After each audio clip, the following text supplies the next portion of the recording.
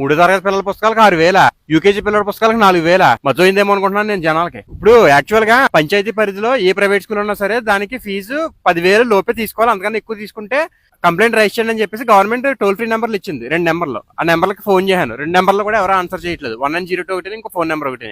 ఇక్కడ 50,000 60,000 తీసుకుంటున్నారు, దానికి సమాధానం లేదు. పుస్తకాలు ఇప్పుడు పలానా పుస్తకాలు కొనుక్కోవాలని చెప్తే ఓకే, మా స్కూల్లోనే కొనాలి. అదేంటి, ఏ పుస్తకాలు ఎక్కడ కొనుక్కుంటే ఏంటి? లేదు, మా స్కూల్లోనే కొనాలి. యూకేజీ పిల్లడికి పుస్తకాలకు 6,000 మా స్కూల్లోనే కొనాలి. కొనకపోతే క్లాసులకు రావడం. యూనిఫామ్ కి 3,000, బ్యాగ్ మా దగ్గర కొనాలి. దీని మీద అధికార యంత్రాంగం ఎందుకు స్పందించట్లేదు? కంప్లైంట్ ఇవ్వండి అంటున్నారు. కంప్లైంట్ ఇవ్వడం ఏంటి? వాళ్ళకి తెలీదా? తెల్లారైతే సోషల్ మీడియాలో 3 మంది పెడతారు, ఇదిగో మా పిల్లల పుస్తకాలకి ఎంత ఖర్చు పెట్టాం, మా పిల్లల పుస్తకాలకి ఎంత తీసుకున్నారు అని. అయినా ఎక్కడో వరకు ఎందుకండి, సోషల్ మీడియా కూడా అక్కర్లేదు. ఎంఈఓలు డిఈఓలు బజార్లోకి కూరగాయలు కొనుక్కోడానికి వెళ్ళినప్పుడు ఆ కూరగాయల షాప్ అని అడిగిన పిల్లల్ని ఎక్కడ జాయిన్ చేసావు, ఏం చదువుతున్నాడు, ఫీజు ఎంత అని అడిగితే ఆధారలో చెప్తాడు. అంటే వాళ్ళకి తెలుసుకునే ఇంట్రెస్ట్ లేదు, వాళ్ళకి చర్య తీసుకోవాలనే శ్రద్ధ లేదు. అంత కష్టపడిపోయి మీ ప్రైవేట్ స్కూల్ కి ఎందుకు పంపాలి, గవర్నమెంట్ స్కూల్ కి పంపొచ్చు కదా అంటే పంపరావు. గవర్నమెంట్ స్కూల్ పంపాలంటే ముందు గవర్నమెంట్ అధికారులు గానీ, రాజకీయ నాయకులు గానీ, అధికార యంత్రాంగంలో ఉన్న ఎవరైనా గవర్నమెంట్ స్కూల్ పంపుతున్నారు వాళ్ళ పిల్లల్ని. వాళ్ళే పంపట్లేనప్పుడు కామన్ పీపుల్ ఎలా పంపుతారు?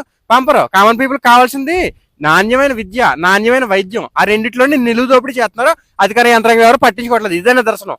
ఎందుకంటే గత 4 రోజుల నుంచి సోషల్ మీడియాలో కానీ బయట కానీ ఎక్కడైనా చూడండి, మా పిల్లల ఫీజులు అంతా మేము దాచుకున్న డబ్బులన్నీ అయిపోయినాయి. మీకు ఇంకో విషయం తెలుసా? ఒక నెలకి ₹1,00,000 సంపాదించే ఉద్యోగస్తులు ఒక బిడ్డనే కంటున్నారు, రెండో బిడ్డనే కంటలేదు. ఎందుకంటే అడిగి చూడండి, 2 పిల్లల్ని చదివించే స్తోమత లేదండి ఈ రోజుల్లో అంటున్నారు. నెలకి ₹1,00,000 సంపాదించి వాళ్ళు కూడా 2 పిల్లల్ని చదివించలేవండి ఈ రోజుల్లో అంటున్నారు. అంత భయపడిపోయారు. దీని మీద స్పందించే నాదుడే లేడు, పట్టించుకునే వ్యక్తే లేరు. పట్టించుకోవాలి, ప్రభుత్వం ఖచ్చితంగా పట్టించుకోవాలి, కఠినంగా చర్యలు తీసుకోవాలి. లేదండి మా దృష్టికి రాలేదండి అంటే ఆ దృష్టికి రాకపోవడం కాదు, వాళ్ళ దృష్టి లోపం, వాళ్ళు చూడలేదు అంత కావాలని.